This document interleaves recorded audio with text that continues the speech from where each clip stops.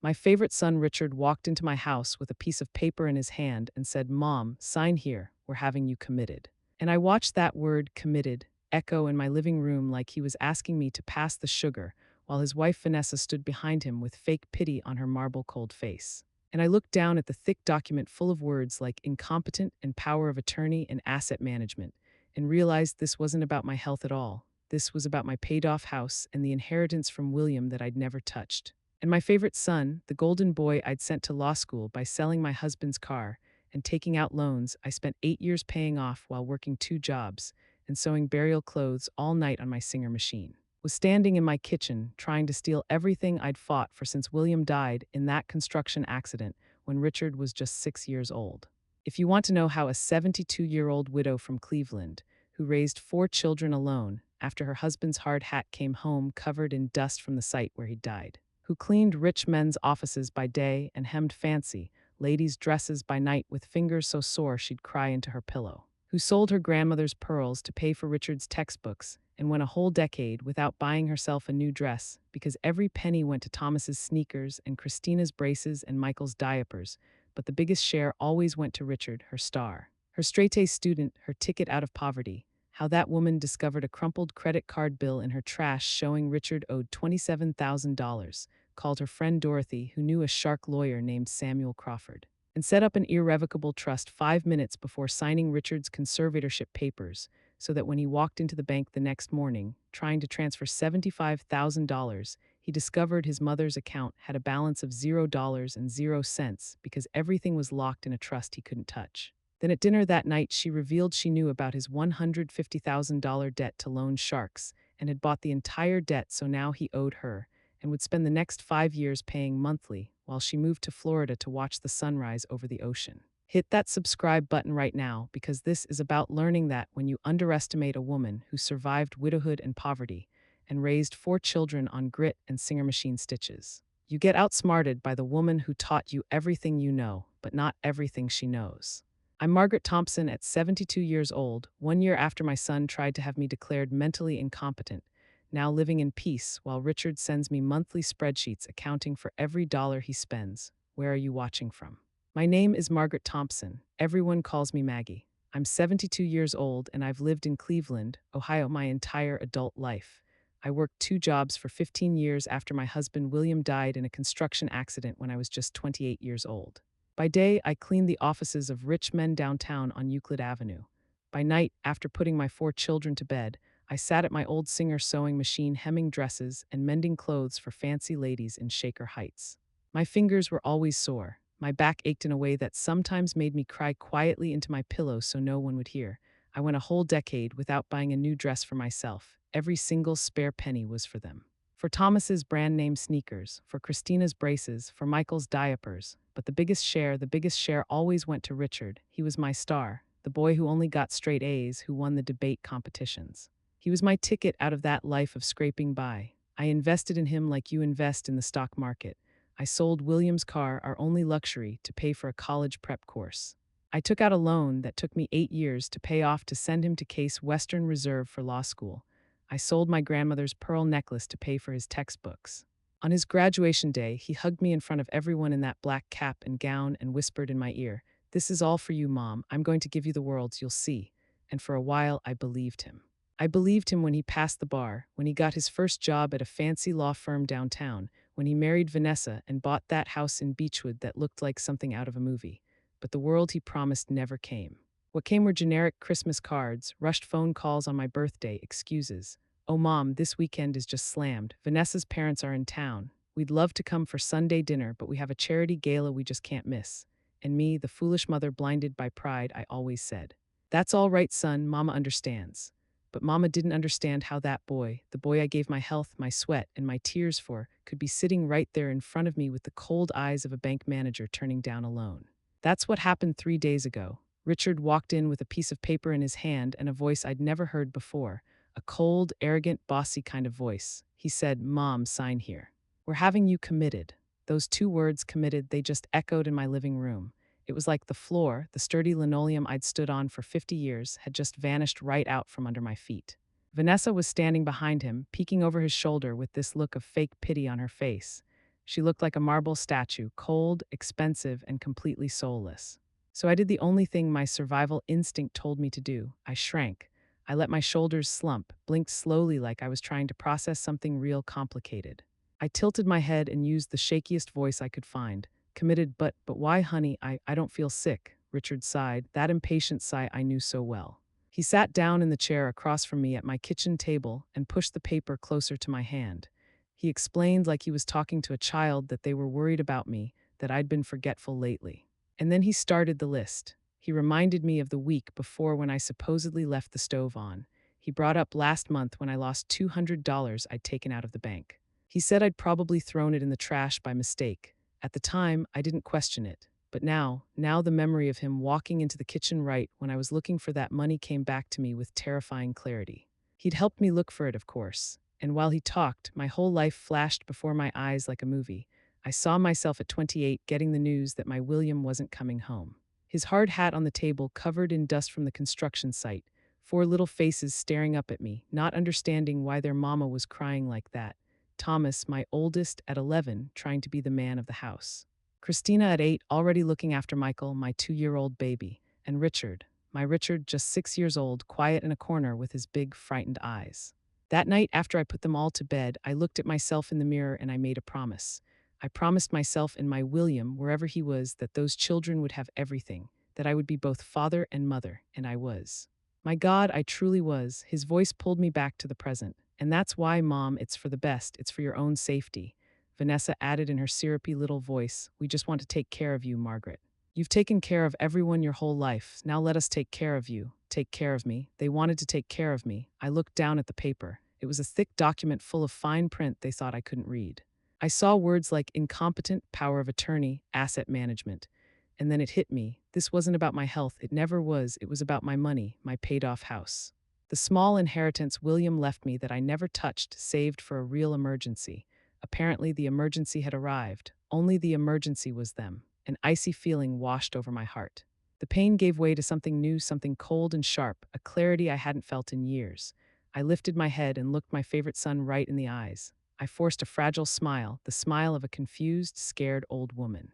I put my hand on his, felt the soft skin, the hand of someone who's never done a day of hard labor in his life. And with the sweetest, most defeated voice I could fake, I said, if you think it's what's best for me, son, then I'll sign. The smile that spread across Richard's face was a terrible thing to see. It was relief, the relief of someone who just talked the victim into walking calmly into the trap. Vanessa's smile was even bigger. She even gave her husband a little pat on the shoulder. A good job, honey kind of gesture, and I saw it all. I filed away every last detail, but I wasn't going to make it easy. I'd agreed to sign, but I didn't say when. My mind, the one they thought was failing, was working at a speed I didn't even know it still had. I needed time. I needed to understand what was in that paper. My hand, which had been steady before, started to tremble on purpose. Oh, son, with my eyesight, the letters are just dancing all over the page. Where on earth did I put my reading glasses? I started patting the table, the counter, my own head, faking a confusion that was practically an art form. I knew exactly where they were, hanging around my neck on the little chain Christina gave me, but I needed the drama. Richard pointed with his chin, his foot tapping a frantic rhythm on my floor. They're right there hanging on you, Mom. I gave a little laugh. Oh, silly me, I really am getting foggy. I picked up the stack of papers. It was heavy, much heavier than a simple commitment form. I started to flip through slowly. So very slowly. I'd read a line, stop, wipe my glasses on the hem of my blouse, and read it again.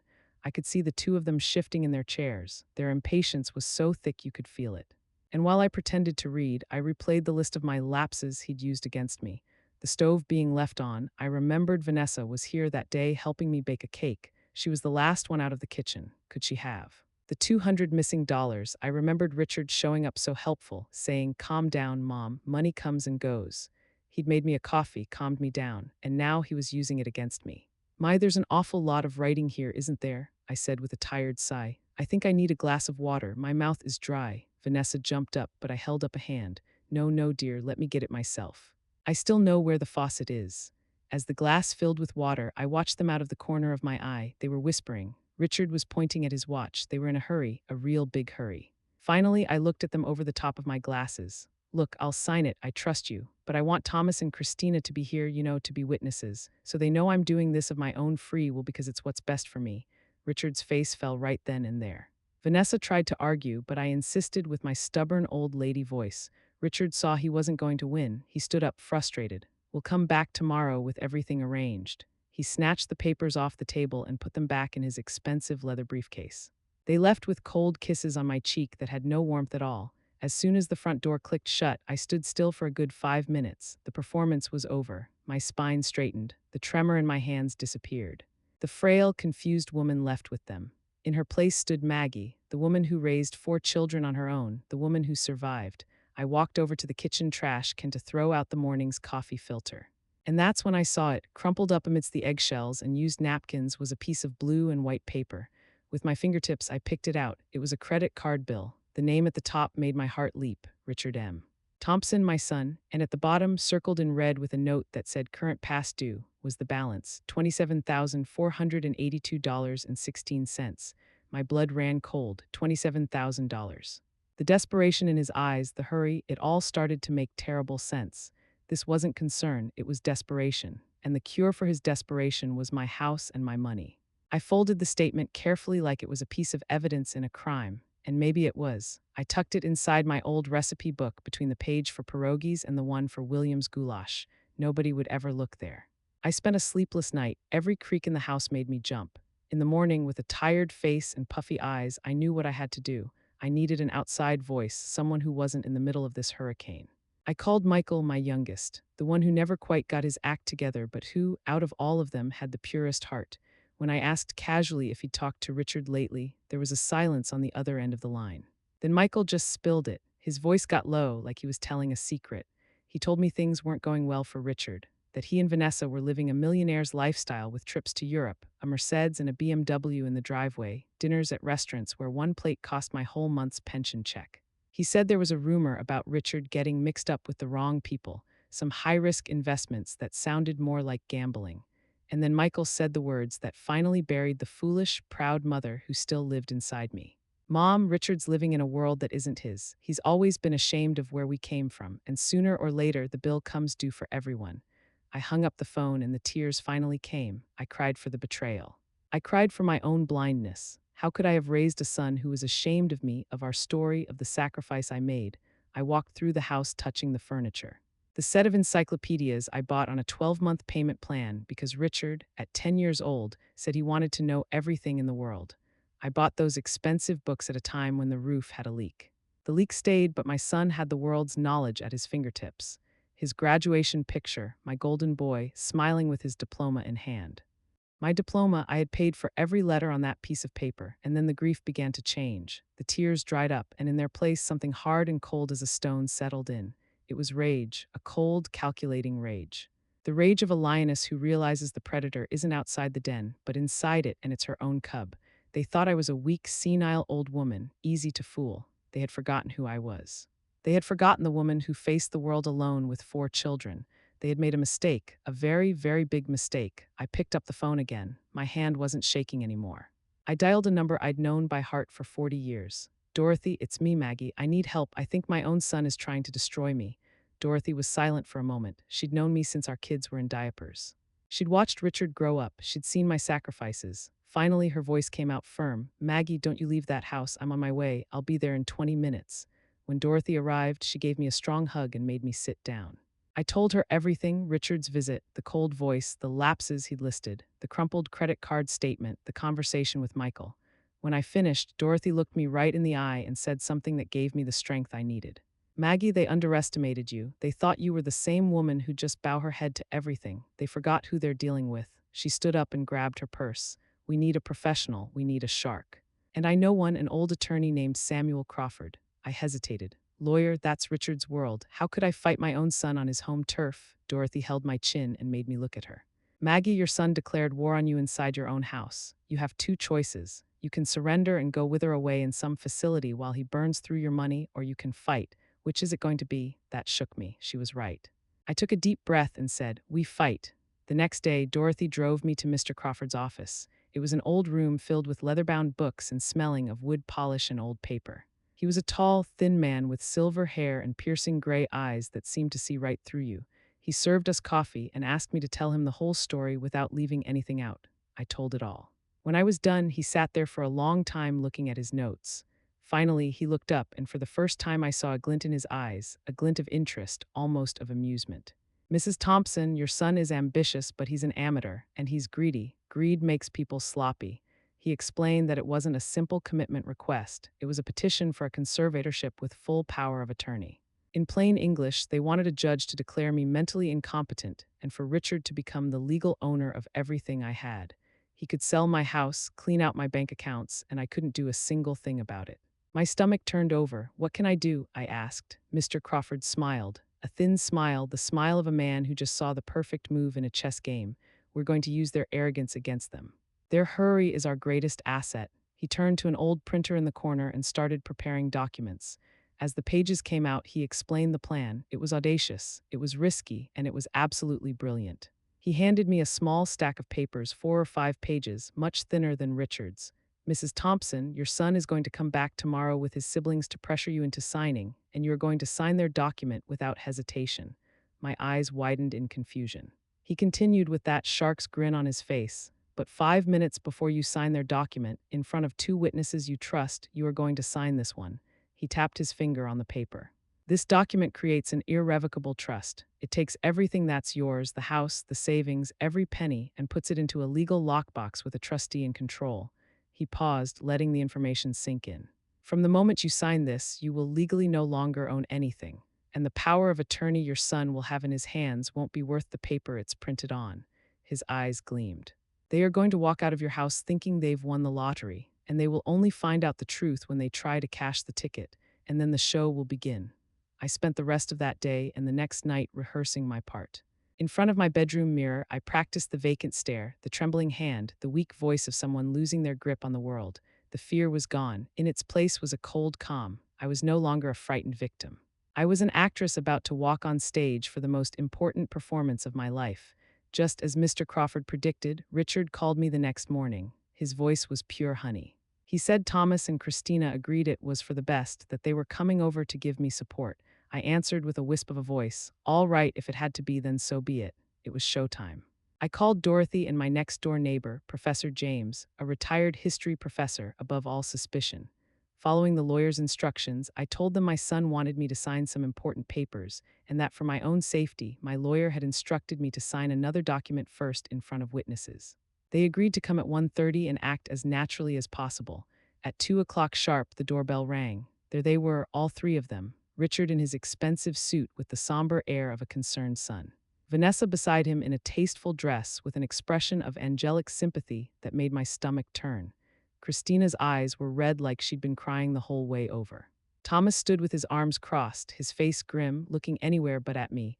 Richard had done his work well, poisoning his siblings' minds against their own mother. I shrank into my favorite armchair as they came in. So many people.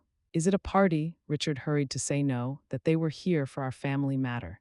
He placed his leather briefcase on the coffee table and took out the same stack of papers. Just as he started to speak with that patronizing voice, the doorbell rang again. Are you expecting someone else, Mom? I put on my best confused face. Oh, I don't know, son. Could it be the mailman? It was Dorothy and Professor James.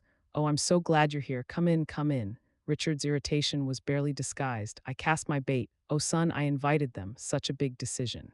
I wanted people who really know me to make sure I'm not doing something foolish, so they can see I'm signing because I want to. That disarmed him completely. How could he say no? The room was full and silent. You could have cut the tension with a knife. I took a deep breath. It was time. Well, since we're all here, there's one paper I need to sign first. To Richard's horror, I stood up, walked to my bookshelf, and picked up the document Mr. Crawford had given me. This one, the man from the bank gave it to me the other day, said it was important for organizing my affairs. I suppose I should sign it now, shouldn't I? Richard tried to take the paper, but I was quicker. I turned to Professor James. Would you mind reading the title out loud for me, Professor? My eyes are just so bad today. Professor James put on his glasses and read in his clear professorial voice. Declaration of the Irrevocable Trust of Margaret Thompson. Richard froze. The word irrevocable hung in the air, but before he could process or protest, I already had the pen in my hand. Oh, a trust, what a fancy name. Well, let's get this over with. With my hand still feigning a tremor, I signed my name on the dotted line. I passed the paper to Dorothy, who signed as the first witness, her eyes fixed on Richard. Then I passed it to Professor James, who signed as the second. Done. The deed was done. The lockbox was sealed. I handed the signed document to Dorothy and asked her with a sweet smile to keep it for me in a safe place. Then I turned back to my son. His face was a mask of confusion and contained rage. Now yours, son. Let's finish this. I'm getting tired. Their greed was stronger than their suspicion. He handed me his stack of papers and the pen. I looked at Christina, crying softly in the corner. I looked at Thomas, staring at the floor, ashamed. And I looked at Richard, my golden boy, his eyes full of expectation and greed. I let out a deep sigh, a sigh of defeat that I'd rehearsed all night. With the shakiest hand of all, I signed my name on the dotted line. I saw the glint of victory in Richard's eyes. He took the papers with a swiftness that bordered on rude, tucked them into his briefcase, and stood up. They left in a rush, like thieves afraid the homeowner might wake up. The instant the door closed, I sat up straight in my armchair. The trembling, frightened old woman vanished like smoke. Dorothy, who'd stayed behind, was watching me with wide eyes. I looked at her. A small smile formed on the corner of my mouth. My eyes, which moments before were vacant and lost, were now clear and cold as ice. They fell for it. Mr. Crawford called around 5 o'clock to confirm Dorothy had delivered the signed trust document. He'd be filing it with the registries first thing in the morning. Just wait, he said. They will come to you. The next day dawned gray and rainy. I could just picture the scene across town. Richard and Vanessa waking up thrilled, having a celebratory breakfast, toasting their success. They thought they were kings of the world. Around 10 o'clock in the morning, they walked into the main branch of my bank. They asked to speak to the manager, Mr. Richards, who'd known me for over 30 years. They presented the papers, the power of attorney I had signed, naming them my legal guardians. Mr. Richards examined everything carefully. He confirmed the signature was mine, that the document appeared legal. Richard got right to the point. As my new administrator, he wanted to make a transfer. He wanted to move $75,000 from my savings account into his account. Mr. Richards listened patiently. Then he adjusted his glasses and looked at his computer screen. He typed a few things, clicked the mouse a couple times.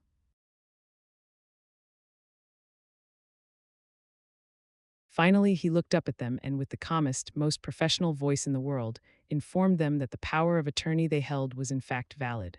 However, it was also completely useless. The manager explained that first thing that morning, the bank had received a legal notification. A document signed by me the previous afternoon, in the presence of 2 witnesses, had activated an irrevocable trust. All of my assets, the house, the checking accounts, the savings, the small investments, had been legally transferred to the administration of this trust, and the legal trustee was not Richard Thompson. It was a law firm designated by Mr. Crawford. The manager concluded that legally, Mrs. Margaret Thompson's bank account had a balance of $0.00. Therefore, there was nothing to transfer. The shock. Oh, the sweet, delicious shock. Richard, the great lawyer, must have been speechless. The power of attorney gave him power over me, the person, but not over the trust, and I, the person, no longer owned a thing. The lockbox was sealed, and he was on the outside holding the wrong key. I didn't have to wait long. Around noon, my phone rang. Richard. I took a deep breath and answered using my most normal, clear, and lucid voice, the voice of the old Maggie, the mother he thought he had buried. Yes, son, how can I help you? On the other end, there was just the sound of heavy, shocked breathing. He couldn't speak. He wasn't expecting that voice. His silence was his confession. Finally, his voice came out, a choked whisper full of disbelief. Mom, yes, Richard, it's me. Did something happen? You sound flustered. He started stammering about the bank, about a misunderstanding, about a trust. The arrogance was gone from his voice. What was left was pure, simple panic. What did I do, son? I just organized my finances. That's what you advised me to do, wasn't it? To get everything in order. I used his own words against him. But you know, I think this is too complicated a matter to discuss over the phone. And as you said yourself, it's a family matter. So I want all of you here tonight at 7 for dinner. He tried to protest, but I cut him off. 7 o'clock, Richard, you, Vanessa, Thomas, and Christina, and don't be late. We have a lot to talk about. I hung up without waiting for a reply. I didn't cook anything special. I just heated up a frozen lasagna. This wasn't a celebratory dinner. It was a court-martial. I set the formal dining room table with the good china. I wanted the full effect. Promptly at 7, they arrived, not together like a family, but one by one, like strangers heading to a condo board meeting. They looked like they'd aged 10 years in 5 hours. The air in the room grew heavy, unbreathable. No one said a word during dinner. I ate my piece of lasagna slowly, savoring not the food, but their uncomfortable silence. I was in charge. They knew it. When everyone had finished, I stood up and picked up a small folder Mr. Crawford had prepared. I returned to the table and placed the folder in front of me. Well, I began, my voice ringing out loud and clear. I imagine you're all wondering why I've called you here. Richard, my son, you and your wife came here and asked me to sign a document. You told me it was to have me committed for my own good because I was getting senile, forgetful. Christina sobbed. Thomas looked at his brother with a shocked expression. I continued, opening the folder. But the paper you gave me wasn't quite that, was it? It was a petition for a conservatorship, a document that would declare me legally insane and give you, Richard, total control over everything I own. I took out a copy and tossed it onto the middle of the table. Asset management, full power of attorney. Fancy words for theft, don't you think? Vanessa gasped. That's absurd. We were just trying to help. I ignored her. You used little incidents, some that you perhaps even caused yourself, to try and convince me and your siblings that I'd lost my mind. All to get your hands on my money. And the million-dollar question is why? Why such desperation? I paused dramatically. Then I pulled the second paper from my folder, the crumpled credit card statement. I placed it on the table right next to the copy of the power of attorney. $27,000, Richard. Is that it? Is this your emergency? A credit card debt? The blood drained from his face. But my quiet investigation went much deeper than that one statement. Mr. Crawford made a few calls. You know what I found out? 27,000 is just the tip of the iceberg. That's just what you owe the banks. I looked at Vanessa. Her face fell apart. Turns out you don't just owe the banks with their polite interest rates and collection letters. You owe people who don't send letters. People who collect in a different way. The silence was absolute. I leaned forward over the table and my voice dropped low, but every word landed like a stone. Your debt isn't $27,000. It's $150,000, and you don't owe it to Chase Bank. You owe it to loan sharks, dangerous men who don't give a damn about your law degree or your wife's family name. The pure terror in their eyes, they had no idea I knew. Richard's face transformed, leaving his skin a sickly grayish color. Thomas leaned forward. Mom, what is this? Loan sharks, $150,000. He looked at his brother with a mixture of disgust and pity. Richard finally found his voice, but it wasn't the voice of the confident lawyer. It was the voice of my 6-year-old boy, scared in the dark. Mom, how do you know all this? I smiled, but it wasn't a mother's smile. It was cold, devoid of warmth. I know a lot of things, son. I know you spent money you didn't have to keep up appearances. I know Vanessa has expensive taste, and I know that you, to finance this life, made stupid bets, and you lost. You lost big. Vanessa tried to defend herself. We were going to pay you back every penny. I cut her off with a wave of my hand. Pay me back. You were going to pay me back with my own money after you locked me in a facility and sold my house. Don't make me laugh, dear. The room fell into heavy silence. Maybe they expected me to scream, to throw them out, to disinherit them. They had no idea what was coming. I leaned back in my chair, folding my hands on the table.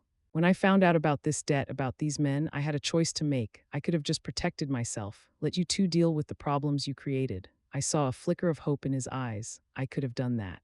But the problem is, your disgrace would still stain our family's name, your father's name, and that I could not allow, so I did something else. I paused, letting the suspense build. With a portion of my money, the money that is now safe and sound and far from your greedy hands, I took action. My lawyer, Mr. Crawford, made some calls, and he found your creditors. Richard's head shot up, panic flooding back.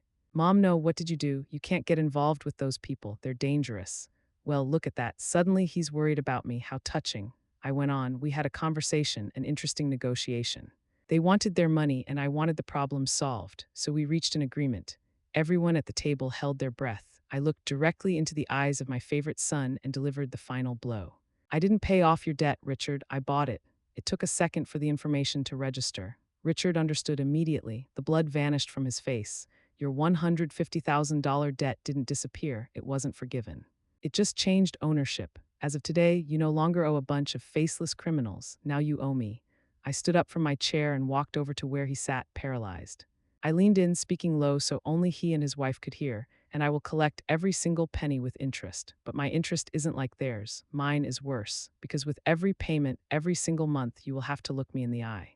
You will have to remember what you tried to do to your own mother, and that is a debt you will spend the rest of your life paying. The room was so quiet I could hear the tick-tock of my grandmother's clock. Richard looked like a wax statue. Vanessa started having a silent crying fit. Thomas stood up, shook his head in denial with an expression of pure disgust, and walked out. Christina ran out after him, still sobbing. Richard and Vanessa left my house without a single look back. The next day, Mr. Crawford got to work. He sent the official notification to Richard, not to his house, but to the fancy law firm where he worked. A process server delivered the envelope in front of his partners. Public humiliation was part of the process. The terms were strict. They had 90 days to liquidate their assets and make the first payment $50,000. Their luxury house in Beechwood was put up for sale. Vanessa's BMW and Richard's Mercedes too. They had to move into a small rented apartment on the west side. The rest of the debt, $100,000, was divided into 60 monthly payments with interest. Every month, I receive a deposit into the trust's account, and Richard has to send me a detailed monthly report, a spreadsheet with every dollar that comes in and goes out. I wanted him to feel every single day the weight of the control he tried to have over me. Now I'm the one controlling his life. After that phone call from Vanessa 6 months later, begging me to forgive the debt, I realized I couldn't keep living in that house full of broken memories. I called Mr. Crawford, sell the house. In less than a month, the house where I raised my 4 children was sold. With the money from the sale and the savings in the trust, I had more than I ever dreamed. And for the first time in my life, I didn't think about saving it for my children. I thought about me. Today, it's been a little over a year since that fateful day. I don't live in Cleveland anymore. I moved into a beautiful apartment in Clearwater, Florida, with a balcony overlooking the Gulf of Mexico.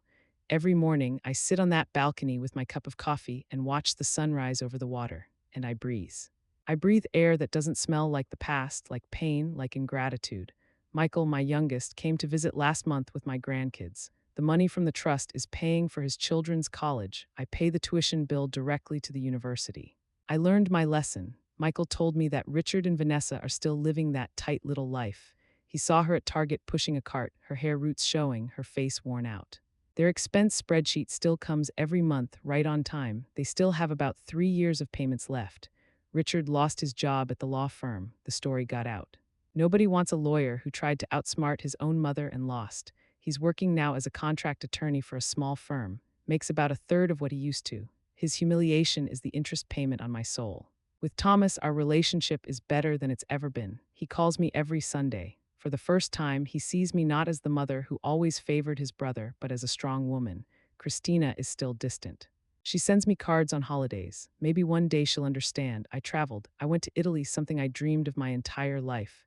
I saw the Colosseum, ate real pasta, drank wine looking out over the Amalfi Coast. I traveled alone, a 73-year-old woman discovering the world. Everywhere I went, I thought of William, and I felt he was right there with me, smiling, happy that I was finally living. I learned that a mother's love isn't unconditional. It's strong, it's powerful, but it can't be a blank check for disrespect and cruelty. I learned that sometimes you have to cut off a part of yourself to save the rest of your body. And I learned that family isn't just the blood that runs in your veins. It's respect, it's loyalty, it's Dorothy who stood by me, it's Professor James, my neighbor, it's even Mr. Crawford with his shark smile and his just heart. Sometimes the family you choose is stronger than the family you were born into. Today I live in peace. Richard is paying his financial debt to me, but the moral debt, the one for breaking his own mother's heart, that one he will never be able to repay. And that is his real punishment. So what would you do in my place? Do you think I did the right thing, buying my own son's debt and collecting every last cent, or should I have forgiven him? Write in the comments what city you're listening from. And if you want more stories like this, don't forget to subscribe.